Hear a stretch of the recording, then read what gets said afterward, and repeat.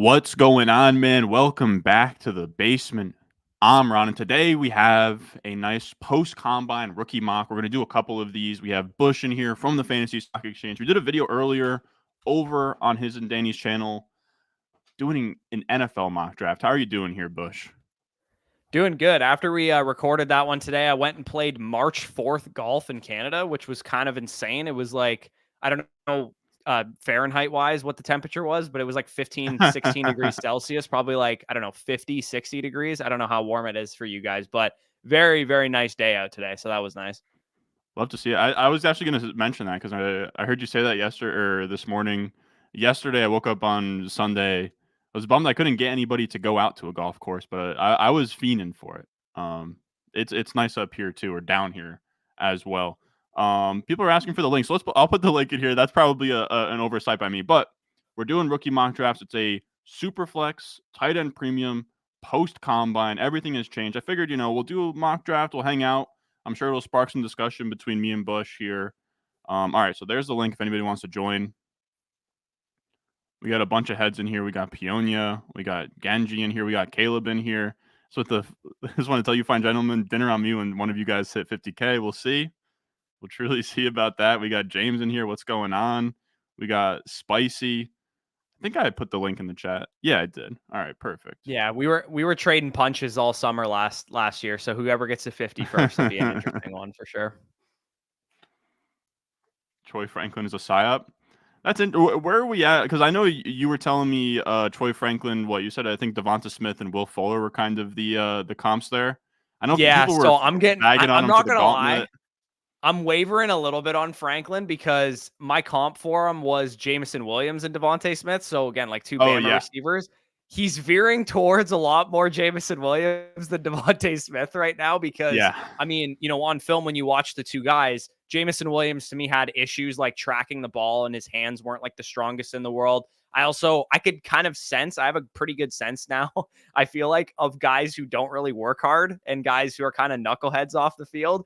And I'm getting a little bit of that from Troy Franklin. Some people talked about, the fact that his 10-yard split wasn't good is because he didn't train for his get off for the 40-yard dash, and him weaving through the gauntlet, that means he doesn't really know what the drill's all about and stuff. I'm like, dog, can we just like get one of these like long, lanky receivers that's super fast that actually like is committed to playing football at a high level? I don't know. I'm getting worried on Troy Franklin. I'm not going to lie. Like the way that I had the second tier of wide receivers ranked going into the combine was Xavier Worthy at 4, Troy Franklin at 5, 6 was Ladd McConkey, and 7 was Brian Thomas Jr. I flip-flopped Brian Thomas Jr. and Troy Franklin, so now it's Worthy, Thomas, Ladd, and Troy Franklin. And honestly, Franklin might even be falling out of this tier entirely because it's just a vibes thing. Like, I know it's kind of stupid to get this overreactive to the combine. I'm going to go back and watch more film on him before I actually end up doing that. But he's giving off like the same energy that I get from AD Mitchell, which is like, man, like the highs are high, but the lows are kind of scaring me a little bit. And I think when you're talking about that kind of risk reward, they belong in the tier with, Jalen Polk and Xavier Legette and Jalen McMillan and, those type of guys in that third tier. No, I agree. I'm gonna from a number standpoint. All right, I'm gonna randomize this and get it going. But from a number standpoint, like he gives me like Jacob Sanderson had a great tweet the other day where it's like at a certain point, like I know that he's not exactly in the same exact box, Troy Franklin, but like at a certain point, I'm done falling for these analytic darlings that are like skinny and like Marvin Mims is one, KJ Hamler's another. Like he kind of falls into that same bucket for me as those kind of like, field stretchers, good analytical profile, but like, God damn it, man. Like I've seen this so many times. I know, literally. Like it's difficult to just, especially when the NFL draft community is like, yes, this analytics guy that you analytics bros are hyping up has great film and he's a great player. Then it's like, okay, I feel so comfortable betting on this guy. Like that's the Justin Jefferson, right? Justin Jefferson, great analytical dude. Film guys loved him. That's where it's at. So, I feel you on that too. I wasn't a huge fan of Marvin Mims' tape. I actually wasn't a huge fan of Troy Franklin's either the first time I watched him, but I grew on him a little bit. So I'm going to go back to the drawing board on that. I get Caleb at 102. So I mean, I'll take the absolute gift of all gifts here. Did you see the thing that NFL draft scout, or I don't remember who it was, tweeted out that there was like 8 or 9 scouts that were polled at the combine. Sorry, it wasn't NFL Draft Scout. I know that's totally the wrong person to quote. And it was like, who are the best players at each position? And a lot of people answered, like, 5 people said Caleb Williams, 2 people said Drake Maye, 1 person said JJ McCarthy. Jaden Daniels' name was not mentioned as the best quarterback in the class, which is kind of contrary to what we've heard, where I've actually been under the impression this whole time that the Jaden Daniels has been above Drake Maye as QB2. This rookie draft, I don't mean to completely go out. Like, this rookie draft is off the rails right now. Like, we got Bo Nix at 5, we got McConkey at 6. But yeah, Jaden Daniels, it seems like I didn't see that report. I do think people are going to be low on him just because he didn't comply, I guess, if you want to say that. With like he didn't even weigh in. I think people are going to be sort of a little bit put off by that. But yeah, I don't know that I'm buying it too much. I kind of would fall back where we were earlier today, where top 3 picks sounds about right. Especially the green light is, dude, Lance has him as QB2 and like in the same tier as Caleb. And not that he's like a QB whisperer, but I think other scouts probably have a board that looks similar to that. Yeah.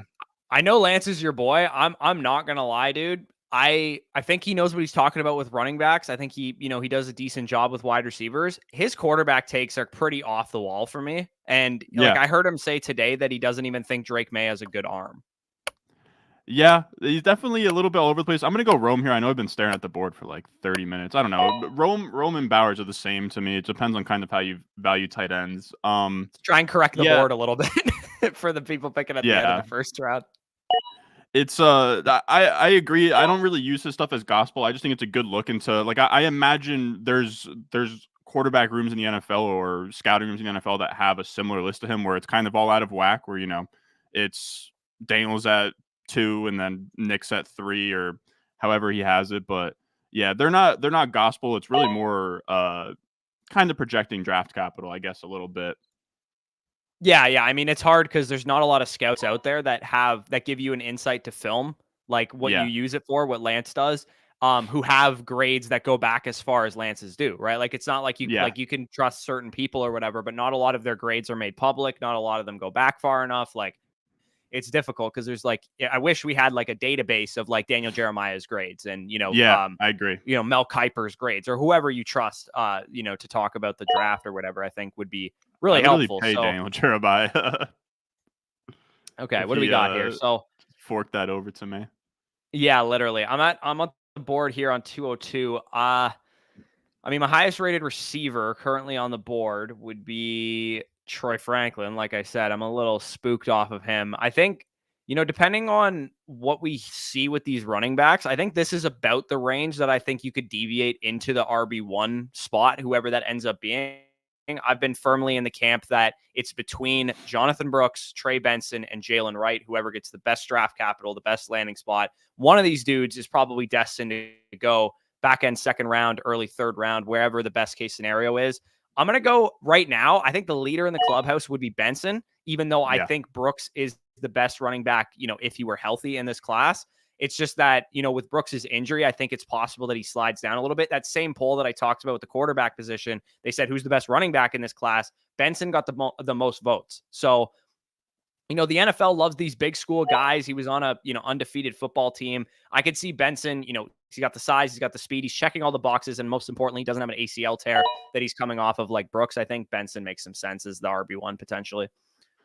Dude, I completely understand. Like, Jonathan Brooks, he looks good with the numbers, and I know people love his tape. Like Lands, we talked about, is a great running back evaluator. He has him by far and away as RB1, but like investing in an asset, I know that he's going to essentially be okay for week 1, but it's like it's pretty brutal. It's a pretty brutal bet to make.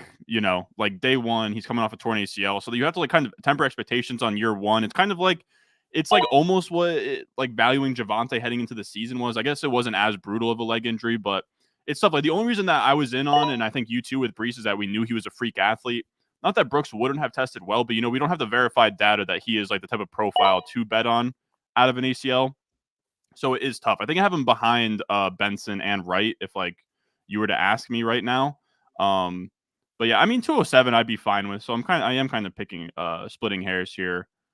What do we got available? His film was the best in this class, in my opinion. It wasn't by much. Like, that's why I think I'm okay moving Benson and Wright over him if they get the draft capital and landing spot, because and it's not like Benson's the poster child for health either. He blew his ACL his freshman season at Oregon. So, Yeah. Wright is, and then when you watch these three guys, Wright is the most raw, kind of Miles Sanders-y, where he scares you from like, is this guy even a good running back at times? Where, the Tennessee offense, like we talked about this with Jalen Hyatt last year. Like I heard Winks talk about this today, like 25% of the boxes Jalen Wright ran against were like 5 or less people. Like they spread the offense out so hard. It's like, it's no wonder this guy averaged like 7 yards per carry in this offense, because he's got 4.3 speed and he's running one-on-one against defensive backs 90% of the time, because there's no big beef up in the middle. Yeah, that makes a ton of sense. I took him here just because it seemed like he's a good bet to get draft capital. I debated Devontae Walker or Xavier Leggett. I'm not really excited about either of them. I'm curious because I know you definitely like JT Sanders a bunch. After him running a 4.69, like, where are we at? Because I got to be honest, man, his relative athletic score, like, still was fine, like 8+. It still wasn't terrible. He didn't jump either. And if he jumped, he would have had a better score. Yeah, I agree. Like, I don't think it's like a death sentence by any means. Now, I don't know. It's tough because it's like, okay, maybe he drops around, but it's like draft capital, like, kind of doesn't matter for tight ends. Like, it's all a crapshoot anyways. I don't know. Like, how, like, are you moving him down at all, or like, kind of how are you looking at JT now? Yeah, I mean, athleticism factors into my grade for tight ends quite a bit. So he will move down a little bit. I already had some concerns with his film because he's kind of a knucklehead. And honestly, I know this sounds really scary for the fantasy community. He reminds me a little bit of OJ Howard. I'm not going to lie, in terms of like mental mistakes and like, not really. He's only been playing tight end. He has not been playing tight end very long. He's a very young prospect. So a good coach should be able to coach him up. But sometimes players just can't put things together, and that's the risk with Jatavian Sanders. I actually wish he would have went back to school. Honestly, I think he should have went back to school and played another year, because I think he would have been in a good spot there. You just said you're not a big Leggett guy. I'm trying to convince the numbers bros to overlook the profile of Xavier Leggett. It factors into my grade. I obviously moved him down in terms of because analytics is a portion of my grade when I grade these guys. But dog, like, not a lot of dudes can run routes at the level that Leggett runs routes for his size and beat the shit out of Kamari Lassiter for 4 straight quarters against Georgia like he did. Like, his best season numbers are solid. They're not elite numbers, but they're solid. It's only 1 season of production. Maybe he was super immature and didn't take football seriously. Like, we have no idea really what the case is with Xavier Leggett. I saw enough in his final season, and I'm getting enough of a discount on him. Like, I just got him at 302 here. I think in most people's rookie drafts, he'll be a mid to late second round pick. I'm getting him enough of a discount there that I think it's worth betting on him. He's not the next Jonathan Mingo, but that definitely is his downside risk. Yeah, I agree. I think, like, I'd be fine with where you just took him. Man, this one's tough for me. I'm fine with where you just took him. Like, to me, I think I'd have Wright a little bit ahead, just as like a day 2 running back over him. But I think they're all in the same tier. Like, right now, I am looking at like Marshawn Lloyd and Roman Wilson. I don't know how you'd feel about it, but I think I'd have Roman Wilson over Xavier Leggett. I would literally sprint to the podium to take Jalen McMillan if I were you. That would be my thing. But again, Lloyd's actually, I heard Jeremiah say too, like he might be RB1 for some people and on their boards and stuff, which I thought was interesting. And I mean, Roman and Pearsall too, like, this class is pretty insane that you're going to get, like, these guys are going in the second round. Like, Roman Wilson and Pearsall are going to go in the second round of the draft. Like, I guarantee that's how high they get drafted.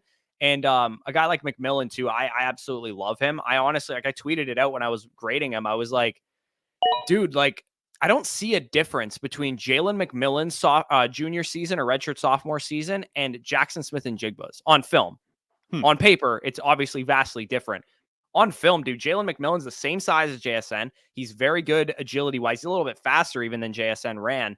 And he has the same slot versatility. Maybe he can play on the outside, but he's going to be a very good number 2 receiver in the NFL, I think.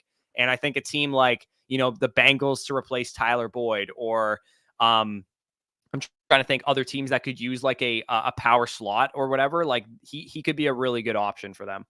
Jets, yeah, Jets would be a great spot for him. I think there in the 3rd round.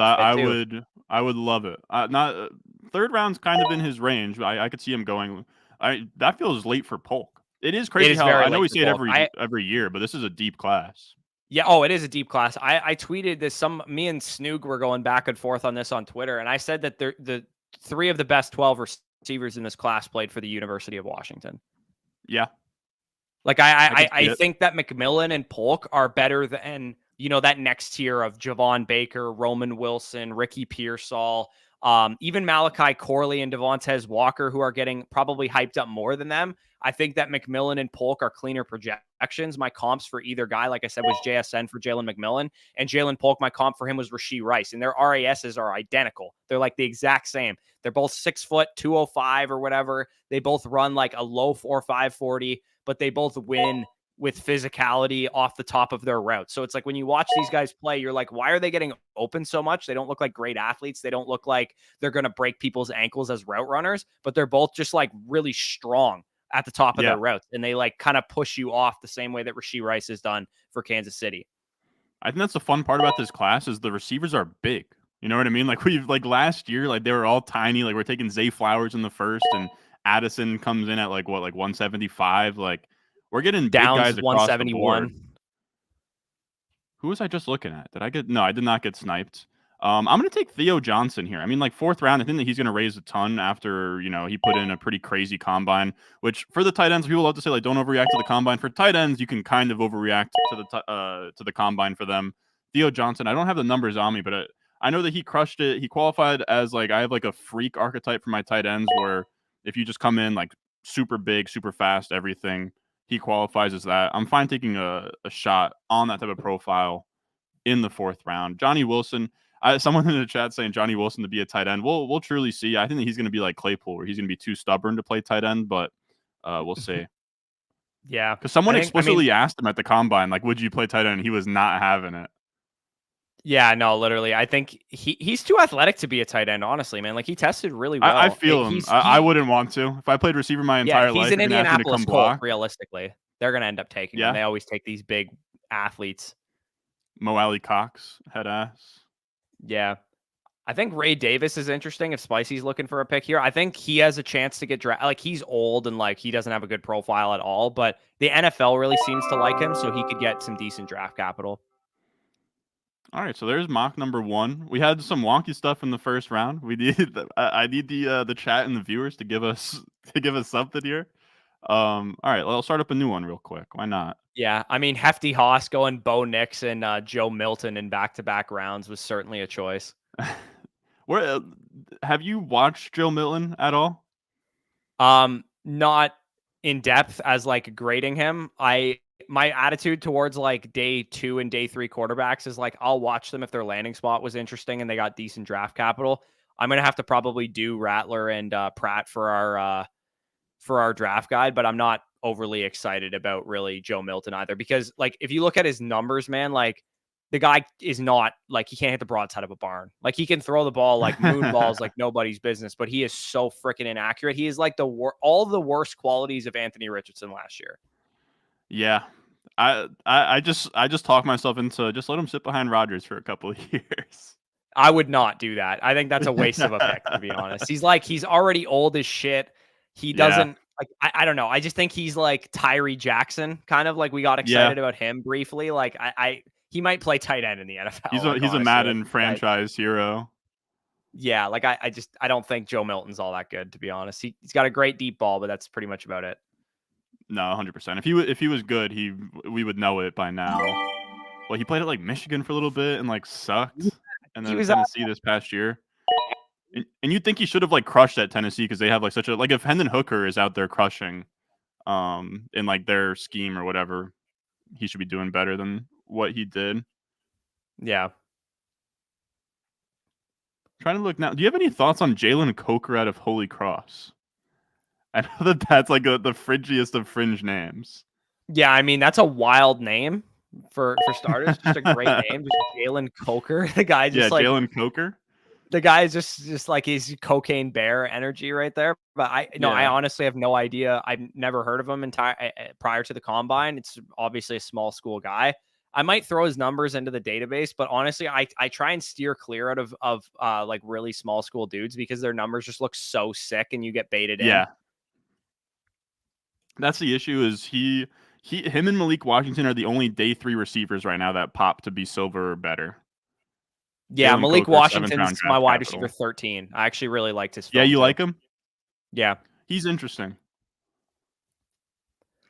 Yeah. Short, but My like comp kind of for him was like a athletic. Zay Flowers light, actually. Yeah, I like that. I'm trying to think of short guy. I don't know. Short guy, tons of slot usage. We have definitely seen this one before. That's fun. Come on. I think you have it on Snake, by the way, with 3RR as well. Yeah, I certainly do. All right, get that out of here. All right, thank God we caught that. I've been Okay, roasted so to we no got a end for reasonable doing that. board that fell to us this time. No Bo Nix and Lad McConkey going off the board here. For me, I think I actually prefer Neighbors straight to Jaden Daniels. Like I'm not ever going to select that in a rookie draft because I'm certain Jaden Daniels will go higher in startups. But if Yeah. I'm sitting with a lot of 104s, I'm probably going to try and move down for quarterback needy teams because I think that Neighbors is, he's the third highest receiver grade or tied for the third highest receiver grade I've given since 2021. Only Marvin and Chase have been better, and his grade ties Devontae Smith's actually better than Garrett Wilson's, better than Drake London's. So for me, I think Neighbors is just that good of a wide receiver prospect to the point that I see way too many flaws with Jaden Daniels' game. He can still be great, even if he's not a perfect quarterback at the next level. But for me, I think he's a little bit too risky for me to take over Neighbors. So I'll just if I have a 104 and I can trade down 1 or 2 spots and get Malik Neighbors, so I'm probably going to do that in a lot of leagues. No, I could see that. It's tough. Like the only reason to have him, maybe not the only reason, but the only reason to have him over Neighbors is really just positional value, just in terms of making that bet. I agree. It's like that's how I was gonna say, dude. Like it's funny. Like we all get so caught up in like tanking. I guess like the 101 and the 102 have like so much value, but like if you're anywhere in like the 3 to 5, like just missing the playoffs, like you're kind of chilling regardless. You know what I mean? Like they're all so bunched up. Yeah, I mean, even people who just made the playoffs are probably like sitting chilling with their 106s and 107s. Like they're probably just loving it. They're like, oh, I'm gonna get like Odunze or whatever, and I didn't think I was gonna get this good of a prospect with my pick. I'm curious where you're at on Brian Thomas. I know that you have him as like wide receiver 5 right now. He had the way that I use relative athletic score, it's like a very small input in the model, but if you have a high enough base grade, it'll give you a nice multiplier. And Brian Thomas was in that range where it bumped him up to like my elite tier. I'm sort of going back and forth on it. From the number side of thing, Brian Thomas Jr. to me, like I could put him in the same tier as Odunze, if the film community wasn't so adamant that Odunze is like the second coming of like an amazing receiver.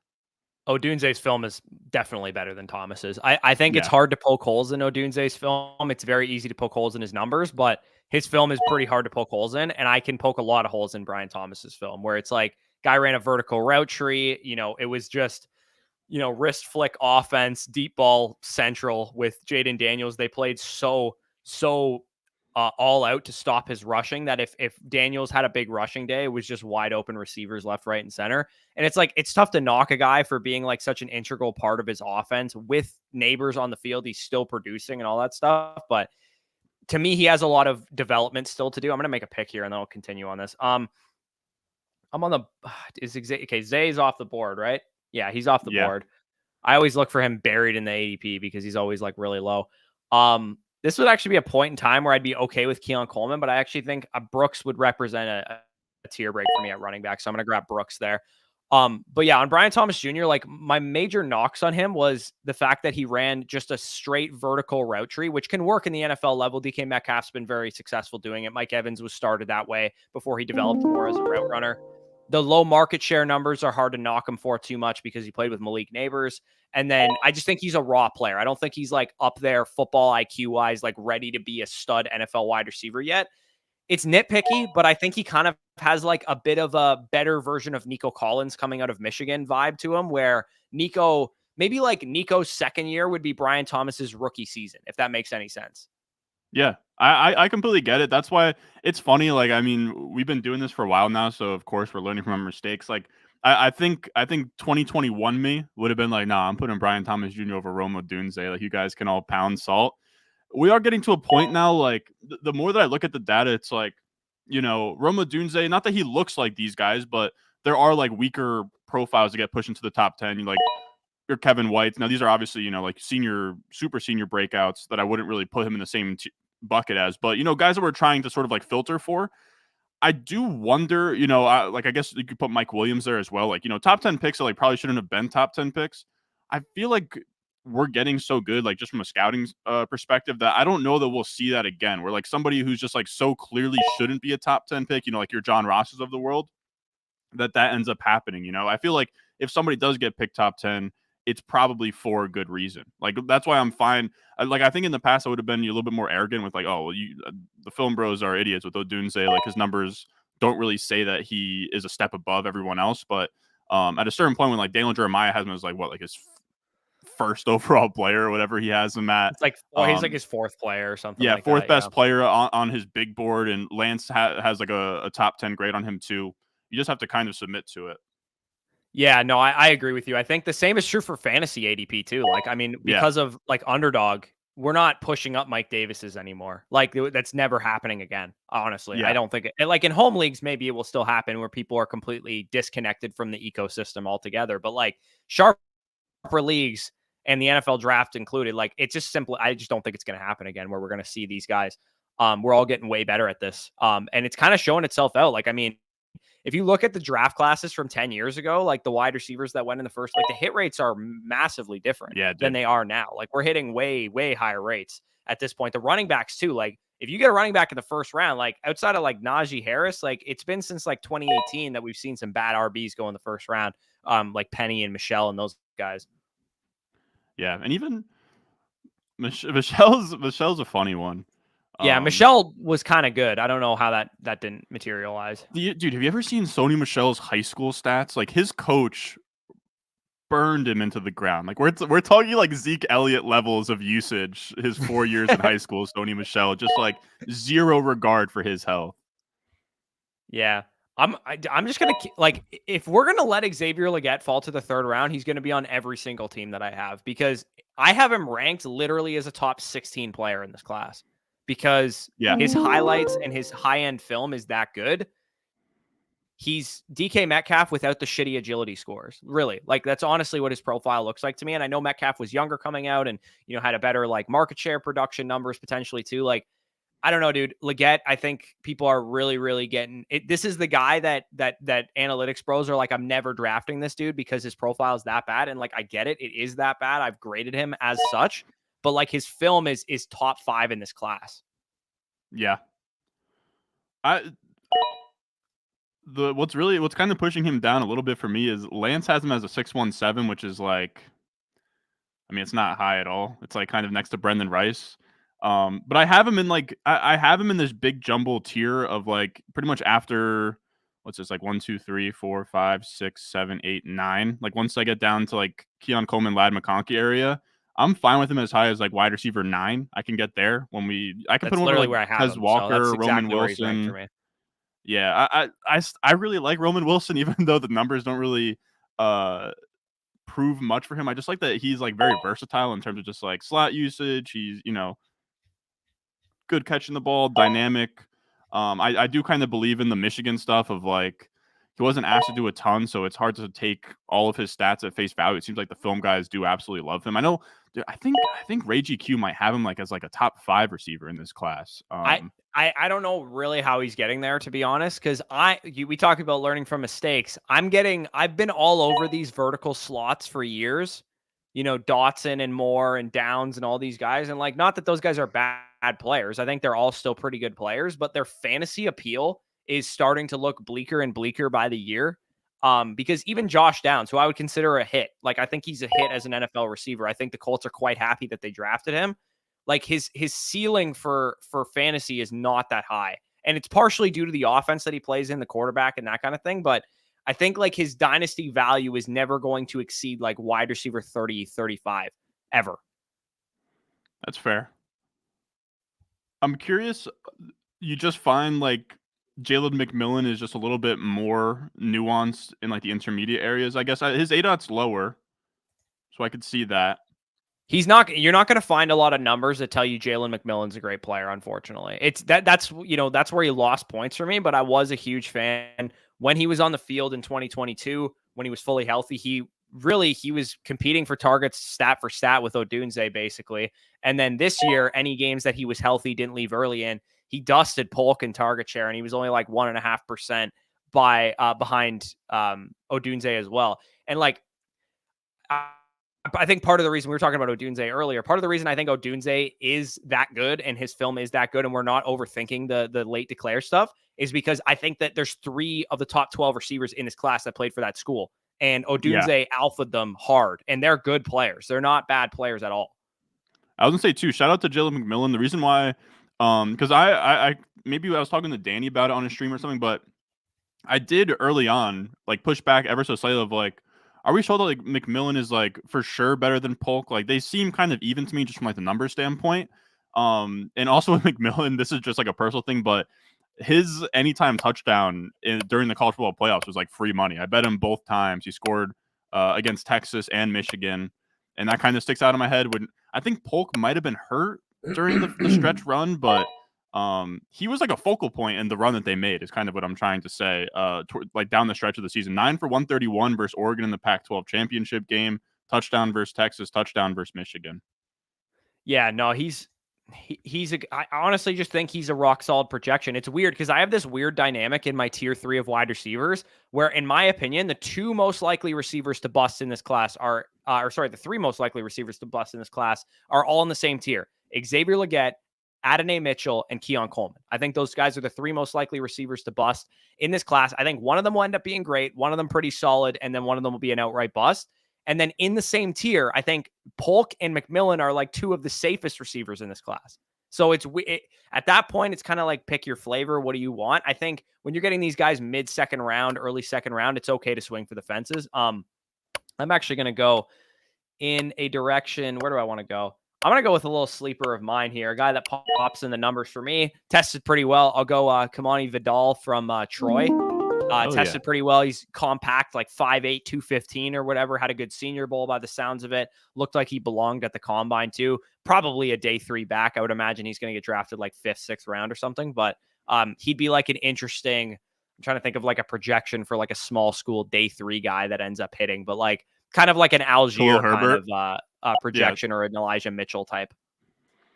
I'm gonna keep taking Theo Johnson if you're gonna let him. If you guys will let me get him in the 4th, I don't know. Have I overreacted to Theo Johnson? Regardless, I did want to ask you about AD Mitchell because not that you're biased, but you like I think you having Xavier Worthy over AD Mitchell as a Texas fan. I think that's not consensus. It seems like most people have AD Mitchell over Xavier Worthy. So I'm sort of curious.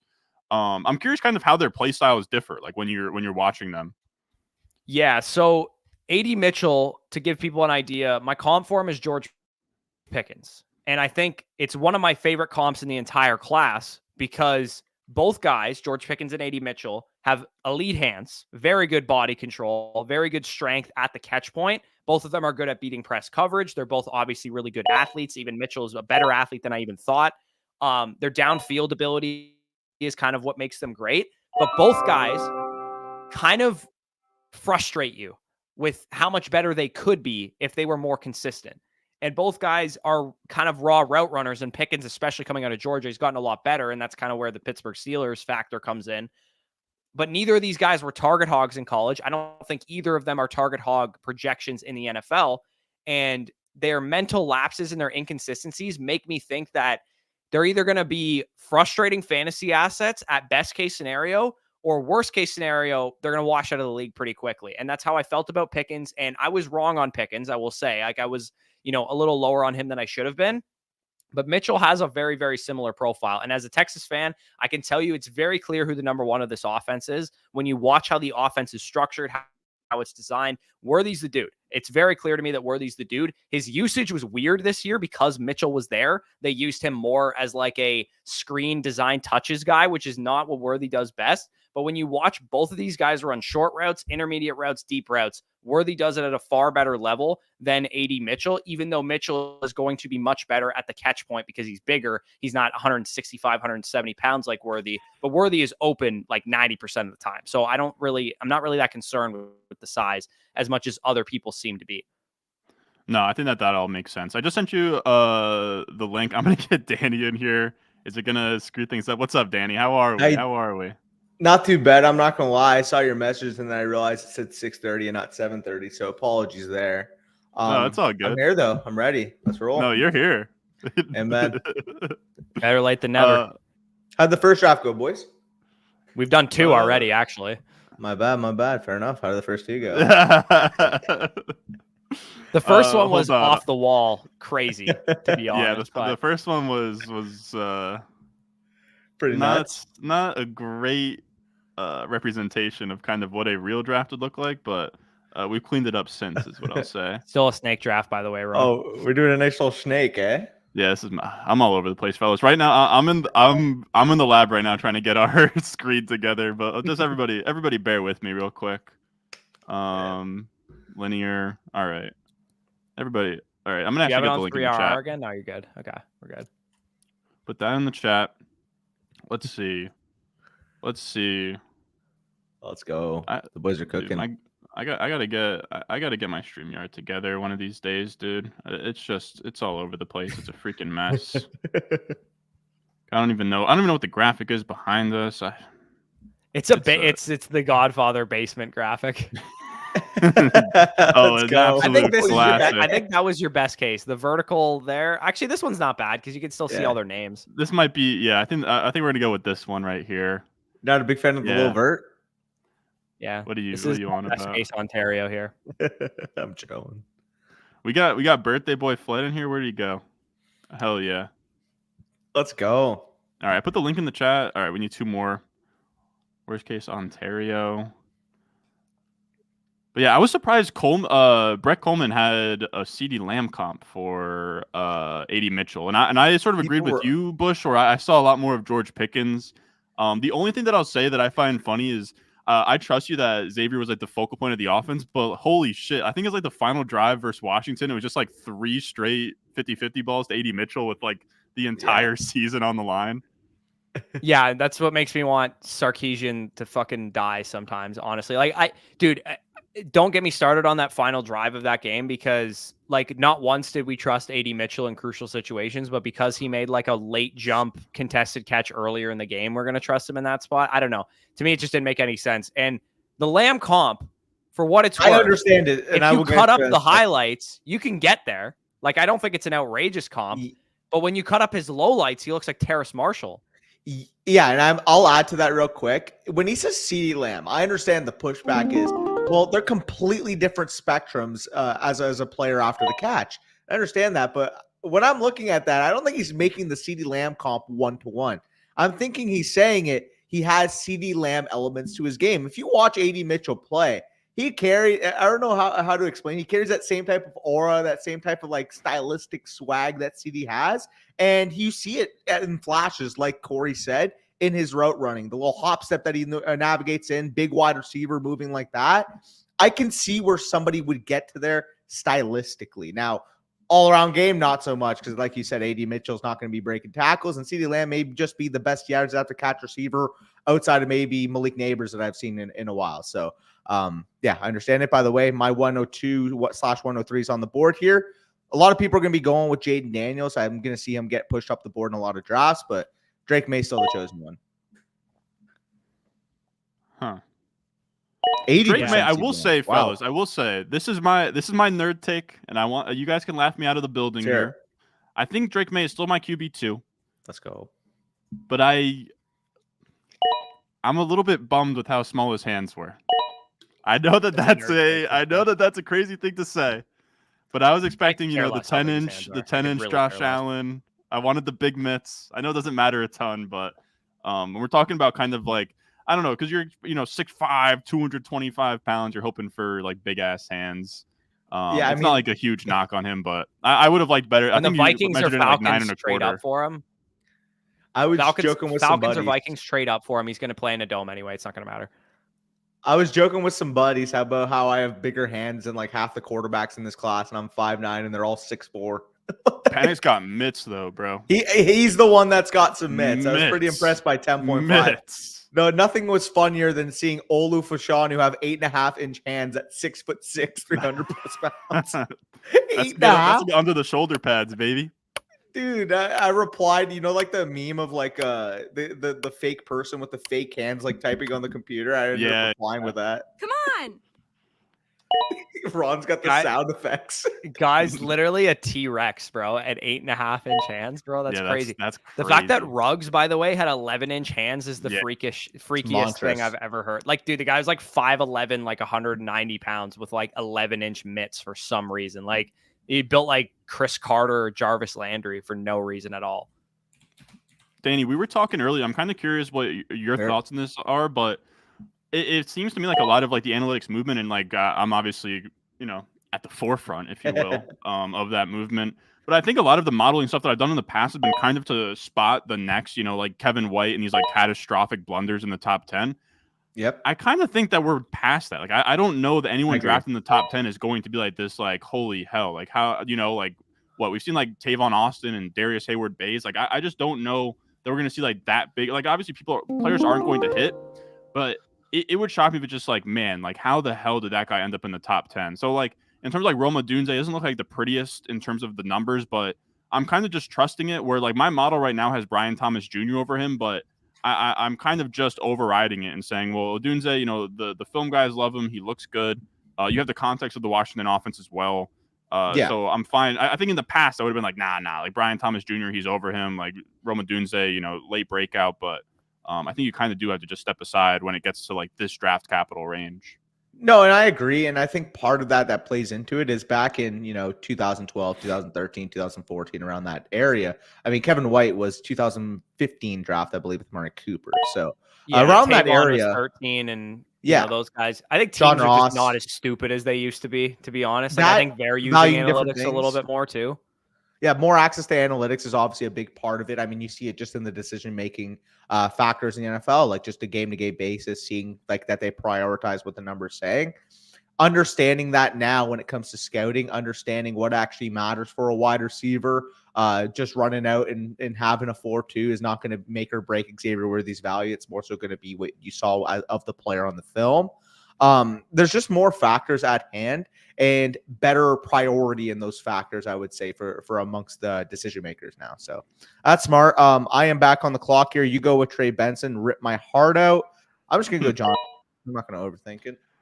Yeah, I will say though, I do think it's funny because analytics obviously led me to Quentin Johnston last year, but I think I think that there's always going to be your Quentin Johnsons, your Brashad Perrimans, your like Laquan Treadwell. These guys are like sneaking.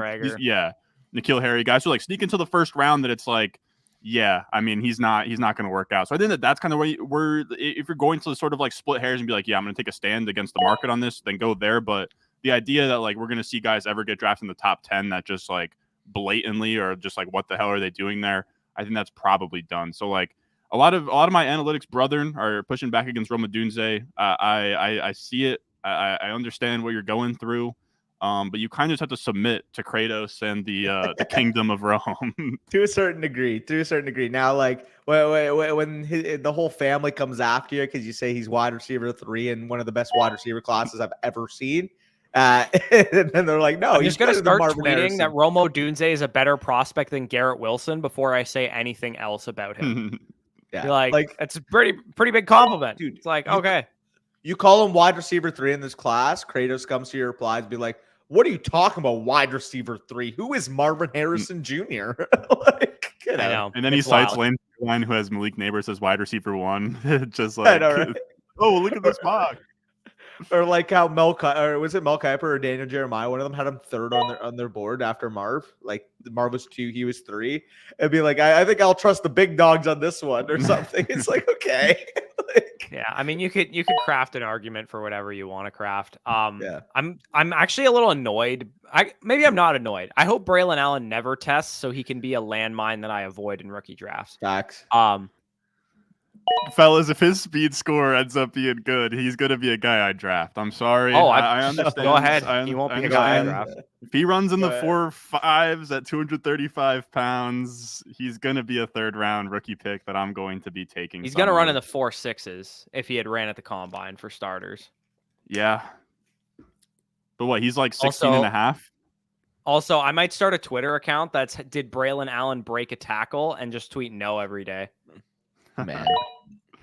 It's tough, man, because he's a numbers guy where I just see him like 235 pounds. He's young as hell, and if he runs fast. He's a numbers guy on the surface because he's young as hell and he that kind of stuff. But when you go to his like advanced numbers, like his rush yards over expected and his like rushing grades and like his broken tackles and that kind of stuff, he's totally not a numbers guy from that perspective. That's fair. That's fair. But in terms of like the market share stuff and early, commanding a part of that Wisconsin offense early, he hits it. It's He's tough, just been fellas. objectively worse since the first year. That's the problem, too. It's tough, fellas. The numbers like Braylon Allen, the numbers also like someone you guys hate, Will Shipley. If Will Shipley tests well at his pro day, I'll be interested. I mean, it's also I don't hate Will Shipley. I just think he's not. I think he's destined to probably be a committee back, and that could play if he's in a good offense or whatever. But I don't think he has upside to be like, a 3-down workhorse or even like, to the level of Jahmyr Gibbs or Achane or whatever. Like he's not going to even get that kind of workload. I don't personally believe that, but you never know. So Ron, I gotta ask you about this. So I have a certain comp for Will Shipley. Give you a hint. He's come out within the last 3 years, I believe, Corey. I actually don't know who your comp is. I'd have to look at it. So. Right. Okay. He's come out within, I believe, the last 3 years. Let me just take a look. Devontae Walker's going to go second round. Yeah, he came out in it was 2021, Danny, that he came out. Came out in 2021. Same type of appeal, like he got hyped up from a little bit, ends up going in day 3 of the NFL draft, ends up playing the space back role that I have envisioned for Will Shipley. Did Kenneth Gainwell? Exactly right on. Exactly. To be honest, I think that he's a better comp for Bucky Irving than he is for Will Shipley. Yeah, I mean, I'm gonna have to adjust Bucky a little bit because I had him running more mid 4.4 / low. I thought he was gonna run in the 4.3s, dude. Well, I thought it was gonna be at least low 4.4. Basically, is what I'm saying. Like floor. I'd fire my agent tomorrow if I was Bucky Irving. By the way, good football player. Let's do it. Jalen McMillan over Polk, huh? Just take him. Yeah, I ended up grading him. It's an FSE stance we're doing here. Oh yeah. I mean, you got me with the vision of JSN. I couldn't unsee it when I was watching him. I'm not gonna lie. He does look like him. He does look like him. Yeah, there's Tez Walker. I don't like Tez Walker, but I think he's gonna get drafted highly, so I just took him. Yeah, some film guys love him. I think the NFL's probably cooled down on him a little bit. I think he's gonna be more like this is a lazy helmet scouting comparison.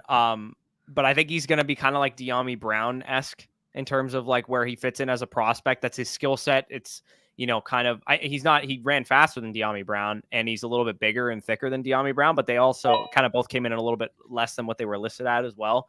De'Ami Brown, I think, was listed like 6'3", like 210 pounds or something, came in like same exact 6'1", 190 or whatever that Tez Walker came in, or 6'2", 190. So I guess I'm just going to keep taking Polk if you guys are going to keep letting me. Actually, you know what? I'll mix it up.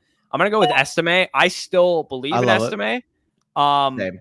That's what I was going to ask you guys. He never had great elite speed, but his 10-yard split is very good. And I know, we can debate 10-yard splits. I don't know if it actually has any merit to it. Just like when you watch the guy on film, you're like, this guy's going to create a lot of 10 to 15-yard runs. He's just literally never going to break off a 70-yard touchdown. Yeah. Well, like, obviously, if he ran like 4.6 with this 10-yard he had, like I would be more than comfortable. But like the problem is 4.72, he doesn't get this day 2 capital. Like from a pure film standpoint, going into the combine, he was my RB3. He dropped 4 because obviously a guy like Jalen Wright obviously checked all the boxes. I had to ding Estime a little bit, and their grades were so close to the point where Wright slightly overtook him. But like Audric, I probably should have known that Wright was going to destroy the combine. Oh, no. I didn't adjust Wright's score. I adjusted Estime down a little bit because I thought he would do better than he did. I thought, okay, maybe worst case scenario, you're looking at like a 4.63. Like I thought he would run similar. Like David Montgomery ran 4.58. David Montgomery ran 4.63. Yeah. No, he ran 4.58, I believe. No, he ran 4.63 unless RAS, adjusted it because it was at his pro day or whatever. But RAS has it listed as pro day 4.63. thing. Fair enough. Yeah, because I was looking at it because obviously, I mean, dimensions wise, 5'11", about 225 or so, type of style of runner. Like if he had a David Montgomery type of career, he gets selected on day 2. I mean, for a 3rd round rookie pick at this point, you're pretty happy. Yeah, no, I mean, multi-time RB1 out of a round 3 rookie pick. I'll take that guy. Yeah. Dave Montgomery would be the absolute nuts for him, obviously. But yeah, I think Estime is a good player, man. Like he has the rushing instincts that you look for, and that's such a subjective thing to actually scout. But when you're, 5'11", 221, and you actually play every bit to that size, which is something that Braylon Allen does not do at an even larger size, I have to respect it. I watch a guy who breaks tackles consistently, who had, a 94.0 PFF rushing grade this year, who's able to make people miss, who has good burst. Like I said, 10-yard split time, good, but doesn't have great long speed and can contribute a little bit as a receiver like Montgomery can. Not special. He's not going to contribute a huge receiving workload, but he can do something here and there. Yep. Yeah, Estime's fun. He I've seen on just like Twitter cut-ups, but he would break away a lot more runs than you'd think. For a 4.72 guy. I mean, it's the ACC. I thought he had a chance to run in the mid 4.5s with a good time. I was like, I think he actually has like maybe 4.5 speed. It's just that he died. Like after that 10, he just dies off. Like he just doesn't have. He can't carry the speed very long. Which I mean, it was the NC State game, I believe, where he had like a 70-yard run there. And I mean, you're outrunning legit linebackers. Like Peyton Wilson was on the field. Peyton Wilson ended up testing as a freak as well, like a 4.43 linebacker at his size. So like I saw him break away against NC State, and NC State caused a lot of teams problems defensively. Like if you watch Audric Estime against NC State, man, like obviously aside from that big run, like he was really giving it to Peyton Wilson throughout that game. And I mean, Peyton Wilson may end up being a late 1st, early 2nd round pick as the first linebacker off the board. Yeah, no, he had he played really well against Ohio State too, which was another good one of his. Like I don't know. Estime, he's going to be – I'm actually kind of glad that he tested so poorly because I think it's going to knock him to round 3 of rookie drafts, and I'm just going to snag him up wherever I can get him at that point in time. I'm trying to think of like a day 3 David Montgomery type comp where you're talking Damian about like Pierce is also one that I debated making the comp as well. I think he runs Algier, Damian Pierce. Those guys both ran like – I think Pierce actually ran in the mid 4.5s or whatever, but Algier ran in the 4.6s as well. So, I mean – they don't have great breakaway speed, but they actually like break away more runs than you'd think they would because they, like Audric Estime ran a 50-yard touchdown, an 80-yard touchdown, 41-yard run. The 81 was against NC State, right? I'm looking at his longs in his games, and like he has a long of 20+ yards in like literally every single game this year. The 80-yarder more was the explosive NC State than one, Najee right? Harris. Yeah. Yeah, the NC State game was an 80-yard touchdown. That was the longest run of his season this year. But he also he had a 50-yard run against Tennessee State and a 41-yard run against Central Michigan, a 35-yard run against Ohio State. Like he had big runs this year. Like he doesn't just, break tackles and that kind of thing. Do I go with Brendan Rice here? I nearly fell asleep watching his film today. Really? He's not that exciting, man. Like he's just he's big. He's not average size. He's a bigger wide receiver. He just doesn't like do anything spectacular, which makes me like think he's just going to be a guy in the NFL, like a wide receiver 4 for a team or whatever. I just don't think he has like a whole lot of upside. I'm going to go with Laub just because we were talking shit about Shipley. I haven't graded him yet. But I think when we're talking about pass catching specialists, I actually kind of like his projection a little bit more because I think he's gonna be a raw, pure JD McKissick, Theo Riddick type of guy. And I think he could have, like, especially in dynasty best ball leagues, some decent appeal for that. Yeah, and real quick, by the way, I'll just talk about Baker a little bit. Have you checked out Baker at all, Ron? Like how's he show up in the numbers? I have him checked out. Like he's okay. He's kind of like, I don't know. He's in this range with kind of some of the. It kind of depends where he gets drafted. Right now, I have him at day 3. If he goes day 2, then I could see him getting right in the tier with like Jermaine Burton, Pearsall, these kind of guys. Okay. He's interesting. He kind of looks like a traditional X sort of receiver, but nothing that like stands out too much with him. I'll throw you a film comp that I saw when I watched him, and it hits close to home because this guy just plays for my favorite team.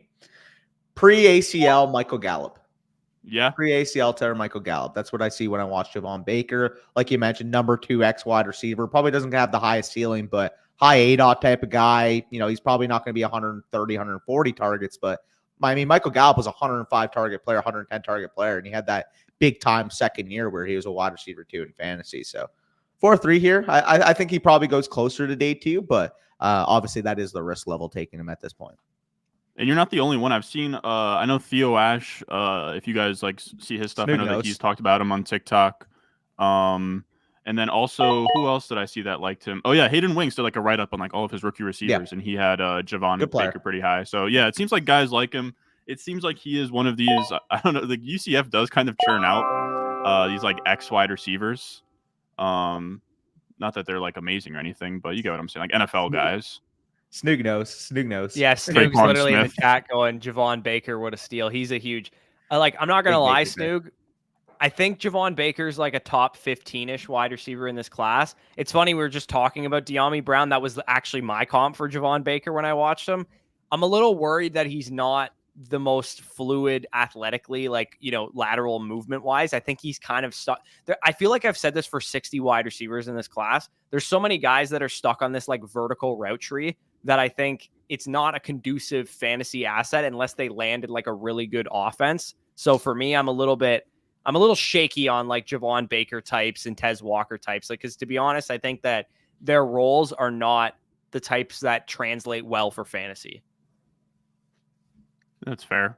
Do you guys want to run up? I know Bush has been here for a while, so I can take the one more whenever. I'm gonna tag out if Danny and you want to just hammer this thing home. I'm starving, so I'm gonna make some food, and the Bruins are wiping the floor with my Leafs right now, so I kind of want to watch that game. Hey, you know what's on my birthday though, eh? What? Saturday. Abs Leafs. Oh yeah, sure. I mean, we'll probably lose a 2-1 game like we always do to the Habs, even though the Habs stink. Facts. But anyways, yeah, I'll probably hop off here and make some food. So I'll let you. I'll pass the baton to you here at the end. We're gonna be, if anybody from our audience is listening to this right now, we will be doing the 105 to 108 rookie draft strategy video. We did 101 to 104 the other day, so we're gonna be doing that 105 to 108 one tomorrow, and then I'll break down some sells. Then we'll do 109 to 112. And then we're gonna have some dynasty decision stuff for the rest of the week if anybody was curious. But yeah, I'll head off of here and I'll talk to you guys later. Take care, brother. Right, appreciate you for good talking ball with you, Bush. Yes, appreciate you for taking the torch before me. Yes, sir. I'm trolling. How you doing though, Ron? I'm doing good. Someone I wanted to pick your brain on a little bit because I was asking Bush earlier, as I'm like kind of messing around with our pictures here. Where are we at on Brian Thomas Jr.? Because in the past, man, if this was a young, ripe 2020 Ron Stewart, I'd hop on here and I'd be like, Rome Odunze is cool, but I think I'm gonna put Brian Thomas Jr. over him. He's someone where, of course, testing doesn't matter as much for wide receivers. Like it doesn't really matter a ton. It's like a very small input for me. But if you have a certain base grade in my model, then RAS will like multiply you up. Like that's something that like it does with like Odell Beckham and these guys that have a good base grade. They test really well. Boom, they get bumped up. He gets bumped up to elite after the combine yesterday.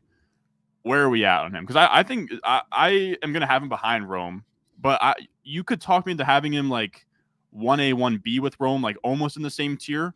I don't think Brian Thomas Jr. is gonna get that top 10 draft capital, but it wouldn't shock me if he went like top 15. I think that the only thing is like his role isn't as conducive to fantasy points, where he seems more of like a field stretcher than like a target hog. So I'm curious how you're looking at Brian Thomas. Yeah, I would say maybe in early development, he could be, the ancillary piece to an offense, the number 2 to an offense. But I do think the number 1 appeal obviously appeals long term. You hit it right on the head when it comes to evaluating players, when it comes to the combine, kind of adjusting their grade. It's more so based off buckets, and it's more so looking at what exactly are our cutoffs here, right? If he was already a first-round prospect to begin with, which I thought Brian Thomas was, again, going into the combine, he was already my wide receiver 4. For the record, Marvin Harrison Jr., Malik Neighbors, Rome Odunze were my top 3. Brian Thomas was my number 4. But Brian Thomas was more so in the tier with, him, Vlad McConkey. I had a guy like Troy Franklin in that tier, A.D. Mitchell. Like those guys were kind of really close, in my opinion. Brian Thomas was the head of that group with an 84.5 grade. So for the record, the way it works in our grading, 95 plus would be generational. Marvin ended up getting a 96. 90 to 95 is top 10 worthy. That would be Malik Neighbors at 91. Rome Odunze was really close to top 10 worthy. He ended up grading as a top 25. He ended up at an 89, whereas the cutoff obviously would be at 90. So 89 versus 91. He's closer to Malik Neighbors than wide receiver 4 was to him in my grading. And like you mentioned, now, I mean, you got the combine, you got a better look at him potentially being a top 15, top 20 overall draft pick. I still would go Rome Odunze because, again, I think he's a top 10 lock, and I think he's such an easy, seamless transition to the next level. But, I mean, if you're talking about pure upside, let's just say he lands number 17 overall to the Jacksonville Jaguars. Year one, you got Ingram there, you got Kirk there. You can kind of use him as that ancillary wide receiver. Basically, I mean, have him do what the hell Calvin Ridley was doing last year, where most of the time, he was just chilling, and then every now and then he had those blow up games. I'd be comfortable seeing that out of Brian Thomas in year one. Year two, year three comes around. You got that 24-year-old quarterback he's tethered to for the long term. Obviously, that big time skill set down the field. It's a lot of it's very exciting, and like you mentioned, 108, 109. I'm cool with that. Yeah, that's where I'm at too. I don't think Bush is quite there, but like I think you're probably in a similar spot where I almost have him the top 3, then you go top 10, they're all great. I would almost have him in a tier of his own. You could maybe sneak in 80 Mitchell if you wanted to, but he's very firmly my wide receiver 4. Like I don't know that I'll move off of that regardless of what happens. Yeah, he's for sure my wide receiver 4. I will say though, I mean, the top 12 wide receivers this year have legit top 50 overall grades. By the way, I am a professional yapper. It comes in the Italian genes. My apologies there, Thomas. That's my boy from my hometown. He's just trolling. I know, he was in the draft party video with us. Hey, that's what's up. Did he win the league? No, but he had the fastest combine time when we did the beach little obstacle course. It seems like he's yapping since he didn't win the league. Yeah, dude, Tom's my boy, but I haven't seen him in a championship in a minute, man. Oh shit! I got 1-1. Let's go, baby. Super flex rookie 0.510 in premium. Caleb Williams, baby. Are you sure you want to go Caleb? He's scared to compete against his peers. Bro, that question had me rolling. Who asked that? Actually, it's brutal, man. They were cooking every fan. Theo Ash, freaking all the PFF sucks. Fucking Matthias, the fucking football tweeter, whatever the hell. All of the tone setters were killing us, man. Bro, killing us. Bro, you can't tell me that doesn't sound like something the tone setters would ask. Like, no, literally. Are you scared to compete? Literally, like straight up asking a prospect that. He should have just been like, not like that was satire, everybody. Like I'm just trolling. Like I think it would have been better received, but man, he doubled down on it. He ended up deleting it, but like, man, he was under siege, dude.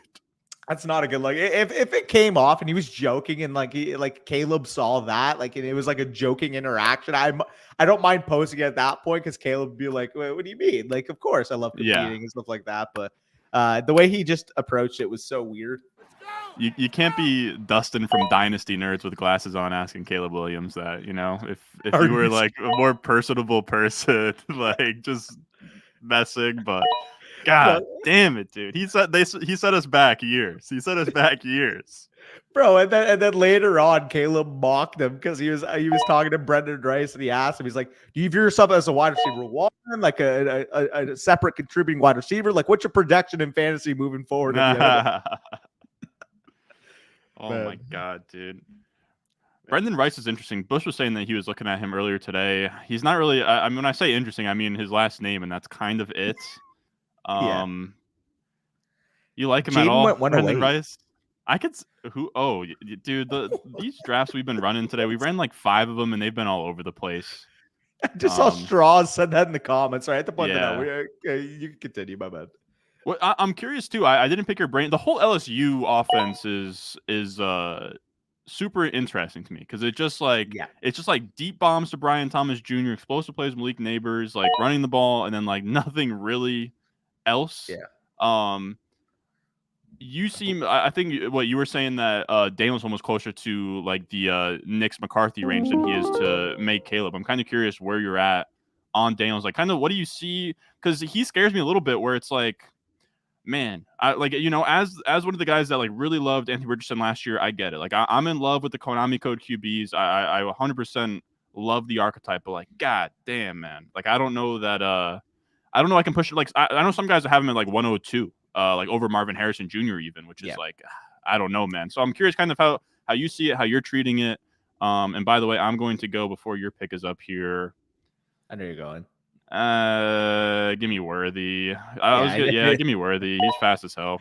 Yeah, I do it. All jokes aside, though. So on Jaden Daniels, real quick, that's more so from a real life standpoint. Obviously, in fantasy, he's going to get propped up close to the other two guys because, I mean, the guy's a 1-of-1 rusher in this class, a top 5 rusher already in the NFL. So I have to, adjust that from a fantasy perspective, but from a real life perspective. Somebody who struggles to throw across the middle of the field really scared me on film when I was watching Jaden Daniels. On top of that, he wasn't really getting through his progressions. He was just tucking and running it, which I'm cool, man. You got the athletic ability, go make a play, but I do want to see you be able to get through your progressions, be able to see that backside dig open up. Like he just wasn't getting to that area of his progressions. As soon as he was rushed, he was tucking, he was running it. I mean, in the Alabama game alone, he was just creating yards after yards, so I don't blame him for rushing it, but I don't know, man. I don't know. I feel like by 24 years old, having these type of deficiencies as a passer really does scare me. By the way, Trey Benson's a lock here. Really does scare me. And at this point, if it has a Justin Fields level turnout, I wouldn't be shocked. Again, I thought Justin Fields was by far a better prospect. I was just about to ask you that question because I was going to say it on Twitter, and I think I was going to get roasted for it if I was like, Justin Fields is hands down a much better prospect than Jaden Daniels, just from any perspective. People are going to be like, oh, well, he fell to 12. He sucks now. From a prospect standpoint, Fields is a much cleaner prospect from like, especially when we're talking just like Konami, like rushing quarterbacks, like Fields is the better prospect.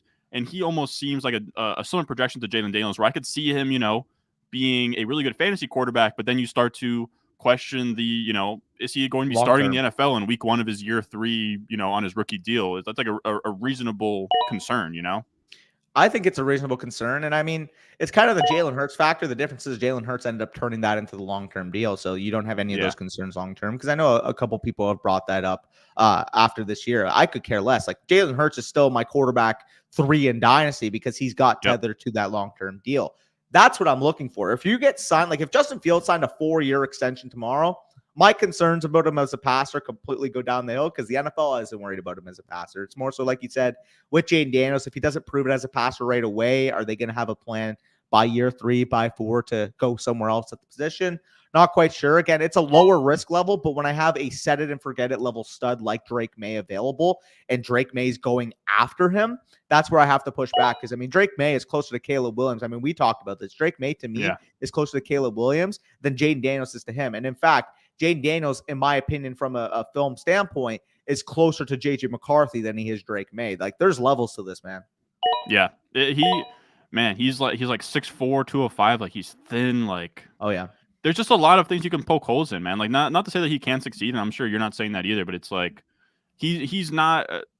I'd have a hard time. Like last year, you can push up Anthony Richardson to 102, and because like a certain way that the class sort of fell. But I mean, God, it's. When you start putting your nuts on the table, when you take him over Marv and you take him over Maye and you take him over Neighbors and you're not leaving yourself a lot of breathing room. I think Nick Ercolano on his Dynasty channel, they did like a 3-man mock where they kind of went through their first picks or whatever, and like Daniels for I think 2 of the 3 of those guys were like was like their 102 or 101. It's like I love rushing too, man. I do, I promise, but I don't know if we can blindly chase it in a class list like this. That's the scary part to me. No, I agree. So for the record, the notes that I have on Jaden Daniels, overall thoughts, elite playmaker in the open field, throws with good touch on deep shots. Literally, when I was watching him, like I was charting my notes. I made a charting for a game on him, and I also wrote my notes.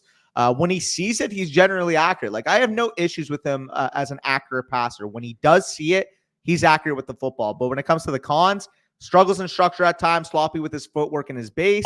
Struggles to throw with anticipation, causes him to throw the 2 missed throwing windows, especially over the middle of the field. Has a weak arm for NFL standard, not much velocity on his passes, which, I mean, that's the negative. But the positive, when you're able to rush the way you are, he gives me RG3 vibes regardless. Again, if you draft RG3 at 102 in your rookie draft, you're pretty pleased with that if he doesn't get hurt, right? So the problem that I have, though, is Drake Maye I view on the Trevor Lawrence, Justin Herbert spectrum, and I could never forgive myself for passing on that type of that type of prospect. Yeah, I agree. I'm curious. Bush was trying to sell me earlier on Xavier Legette, crushes the combine. I assume you fan. like him as well. Big fan. Big fan. I'm gonna go Lloyd because I feel better about him getting day 2 capital at this point. Yeah, that's who I was between. I was between him and Leggett there. Yeah. I have Estime higher for the record in my grading, but this is just building in the worry that maybe he falls to day 3. Whereas, I mean, we talked about it. Marshawn Lloyd, I feel very, very comfortable slotting into day 2 based off the buzz that we're hearing about him. Oh, 100%. Yeah, Marshawn Lloyd, day 2. Like, I think you commented on my tweet yesterday, but I think you're right that like Marshawn Lloyd, after like Benson Brooks, you could put him in the same tier as Wright in terms of like chance to get day 2 capital. I don't really have a comp for Lloyd though. I know some people are throwing out DeAndre Swift. I don't love that one. Swift is like a better pass catcher, lighter. Who do you got? Reminds me of Hear Me Out. He's a bigger version than this guy. So let me just actually see the dimensions when I watched him.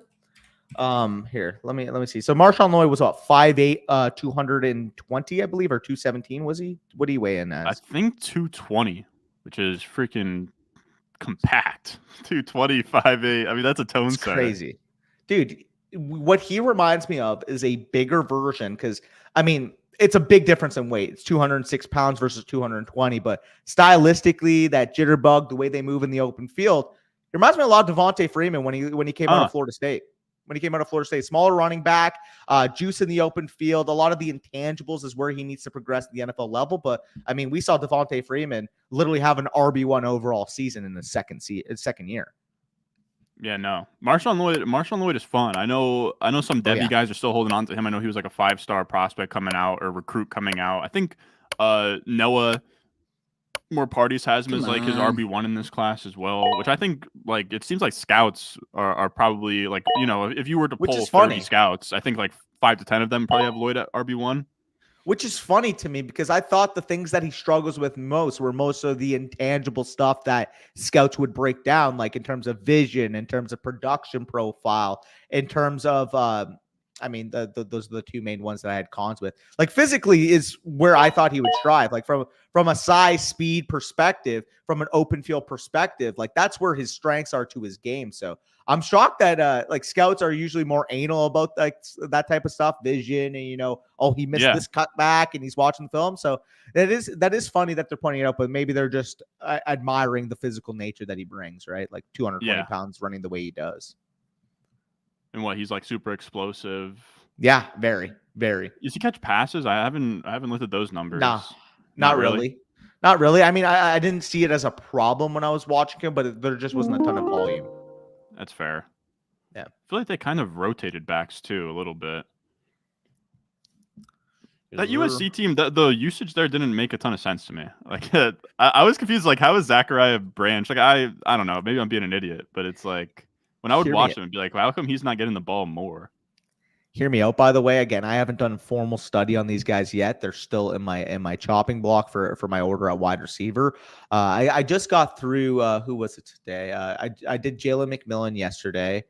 I did Ricky Pearsall today. So I'm just getting through. I believe I have 17 or 18 names that I've graded so far. Yeah, he's interesting. I've seen the TikTok catch. That's all I got. I mean, he's got good hands. He's a good route runner. Obviously tested very well at the combine. So I can see the buzz, but I mean, the profile I just really can't get over. And he doesn't have an evidence of a dominant season like a guy like Leggett, who we were mentioning before, does. Like, at least with Leggett, you know, he has a bad production profile, but I can point to the fact that when he dominated really big. I don't really have that type of precedent when it comes to Ricky Pearsall, but I mean, I have him graded as an early day 3 guy on the fringe of being a late day 2. Like, he graded 69, 70 would have got you as a top 100 grade. So I like the player. I think he's a complimentary player, but I do think the NFL might value him more than I would, to be honest. I think he might go as a top 50 pick. No, 100%. Yeah. I've heard like Adam Thielen comps with him. Yeah. Which is like, it's almost like Ricky Pearsall is like funny. Getting the actual Lad McConkey white boy like comps, you know? Yeah. Which is funny. To be fair, 4.41 completely baffled me. Like, I did not see that type of athleticism on film. And I mean, it gets me wanting to watch a little bit more now. Like, what did I miss? Like, does he show signs of being that 4.41 guy? Because I mean, when I watched him, I thought he was, you know, a fine athlete, like a slot athlete, but I didn't think he had that type of juice. Oh, 100%. When it comes to Pearsall, for the record, I knew Ladd had that type of juice. Me and Bush were talking for a while, like, yo, this dude Ladd's gonna run a 4.3/4.4, like on that fringe. And I mean, 4.39 official, like Trip Crown says. And he's are you taking Ladd McConkey in this range? Like, at what point are you Easily. like, yeah, I'm down 202? Yeah, so I'll look through my rankings right now. For the record, I've been taking Benson/Brooks because I know in rookie drafts, especially with the picks that I have in the second round, I'm going to be taking a lot of dart throws at running back regardless, especially in this class. If I can get a top running back and then still get like a Jalen McMillan in the third round, I'm going to be all for that. But in terms of Ladd, wow, they really want to cheer on the team. Here, Ladd McConkey is currently my 11th overall player. Okay. Yeah. He Makes is sense. right in a range with him, Troy Franklin, who I'm going to bump below Brooks and Benson. AD Mitchell. I'm going to rework it a little bit because, again, a guy like Estime, I'm going to have to drop a little bit. A guy like AD Mitchell, I'm going to have to raise a little bit because with AD Mitchell, I thought he was going to be a good athlete. I did not remotely see 4.34 coming. I thought maybe, okay, he runs well. He can hit 4.47, 4.48. He weighed in heavier than I thought too, and then he ran fast. Like I was expecting like pretty identical to Pickens, just like 195. Slender guy, fine straight line speed. Yeah. No, that baffled me. Do you have any thoughts on Theo Johnson? He keeps on. I'm taking 412 Theo Johnson. I'm taking. I'm sorry, I just am. I don't know that he's good at football, but he tested well. Hear me out. I always say this about guys that played against, but he's got the certified tag for me. I did play against him. You played against Theo Johnson? Buddy, big Windsor Canadian? boy. Big Windsor boy. I believe he was on Essex Ravens back in the day with the boys. Really? Oh, yeah. No, fun fact, you know who's also from Windsor is Tyrone Crawford, former Cowboy. The Giving you the Canadian lore. No, Tyrone Crawford was the defensive lineman. He's good. Oh, okay. He was on the Cowboys throughout the 2010s teams. But yeah, Theo Johnson, I mean, obviously, he's a freak athlete. And I mean, I'm not putting it past Penn State, man. Like, they've shown time and time again having these elite athletes and being able to not beat Michigan, not beat Ohio State. I just think, to be frank, James Franklin's not a very good coach. Oh, no, he's awful. Yeah. So people are saying he looks like Jimmy Graham, and I'm pulling up the relative athletic score. I mean, they are close. I mean, 6'6", 260, 4'5", 40, 39-inch vert. I mean, like, that's ridiculous. And like, the thing is too is like, production doesn't really like tight end is the one where like you could just a combine warrior. I have no problem being like, yeah, I'll take Theo Johnson. But I mean, 4.5 speed, 6'6", 260 pounds. I don't think he's gonna be a fourth round pick, and I don't think he's gonna be someone drafted behind AJ Barner and Cade Stover. I think you could make a genuine case to have him and JT Sanders just like in the same tier. Maybe I'm getting over my skis there. I mean, I feel like that's more so going both ways, right? I think JT Sanders goes a little bit too high here. Yeah. Can't take him over like Leggett, Corum, Lloyd, some of those players, McMillan. But like if they were both third round picks, I think that would be more appropriate is basically where I'm at. Like if you got Theo Johnson at the 312 and JT Sanders like the 302, 303, I'd be more comfortable with that. All right, you want to finish it on, we'll do a trade question or two and then we'll get up out of here. Christian Noble. Absolute OG of the channel here. 107 and 203 for AJ Brown. Where are you at on that? I think that's about exactly how I would value him, to be honest. If I'm looking at it, maybe because the name value, you want a little bit of a premium if you're selling AJ Brown. But the way I'm kind of breaking it down is Rome Odunze is going to be a top 14 wide receiver for me in my ranks.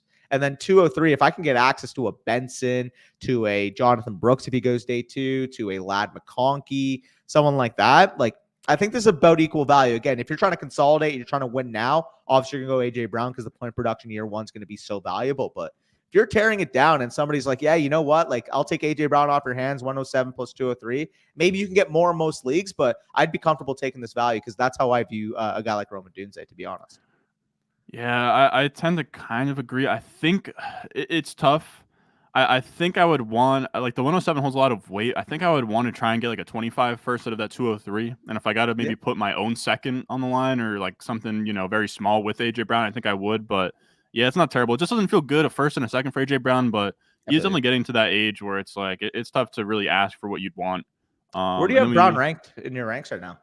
Brown, I think I have him as like an early third. I think him as like the 301, 212, somewhere around there. Like maybe wide receiver, like 8. I think I have him. I'm not sure. I think I have him ahead of Neighbors, but behind Marv. Right around that, like, top 8-ish area. So that's that's the main difference here. Let me just check exactly where I have him on Flock right now.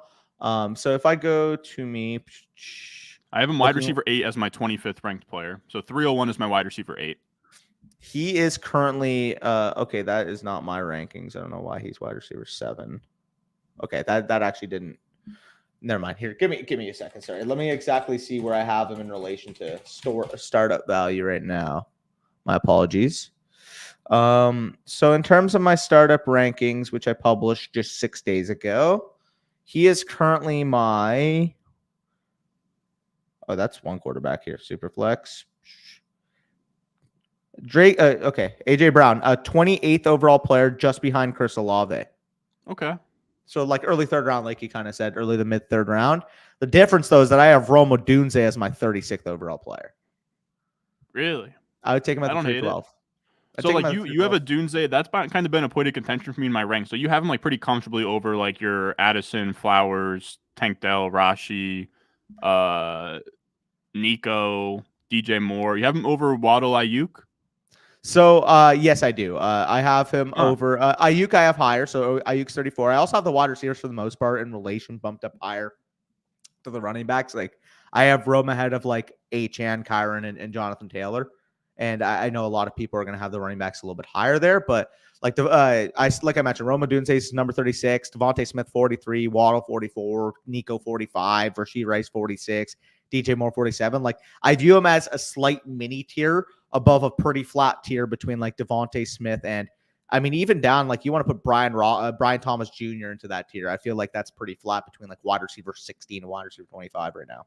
No, I think that's a good call. I think I have him too low in my last update. I have him as like, I have Rome as my wide receiver 23 in my last update, but I think that you make a good point. I think at the very least, you probably have to put him just because he's going to be a top 10 pick. He's a good, even though the numbers don't say it, we kind of know all the film guys have it this way. Yeah. And I know that he's a late breakout, but I will say, and I've sort of challenged, I think like David Gattiari on Twitter, he's a really young late declare. Like if you were to use like age, if you were to age adjust instead of experience adjust, he would actually come out a lot better than he does analytically. So I don't hate that, like having him kind of like, you know, right next to like Olave Ayuk area, like that next tier ahead is like a, you know, mid to late 3rd. So we'll see. I'm probably gonna update things after what we got like free agency next week. So lots coming up here. But anyways, Danny, I appreciate you coming on here. Brother. Carrying the torch from Bush. You got anything to promote or say before we get out? If you're not, I mean, we're streaming on each other's channels, but yeah. I'll play host here for a second. I mean, you can find all my work over at Fantasy Stock Exchange on YouTube, at Danny Football 59 over on Twitter, and I mean, yeah, just been pumping up a lot of rookie content recently. We've been grinding. We're trying to get version 2.0 of our Wall Street Journal over on Flock Fantasy established. Version 1.0, our top 30 prospects that we watched at that iteration. Top 50, once we get through 50, 55, 60 guys, we'll have you guys covered. Full 4 rounds, obviously, 48 picks. We'll have you covered with 50 guys for your rookie drafts. But yeah, we've just been pumping about a lot of rookie content, really getting a good grasp now on this class, especially at one point, I wasn't really sure what to make of the running backs. Now I'm a little bit deeper in the class. I can confirm I've watched 9 of the guys so far. So yeah, I mean, we know the buzz about the wide receivers. We know the buzz about the quarterbacks, starting to get into the running backs, and we'll have you guys all updated with that. Hell yeah. I'm sure you'll have the Isaiah Davis tape grinded in no time. However, you're going to find the South Dakota State running backs up. But Lance has him pretty high for a no-name school guy. But regardless, I appreciate you coming on here, Danny. Same thing for me. We're doing rookie content all across the board. I'm going to try and do like a top 30, like a rough top 36 probably in the next like 24 hours. So stay tuned for that. That'll be on the Patreon, patreon.com/Ron Stewart. But as always, leave a like, subscribe, and I will see you guys in the next one.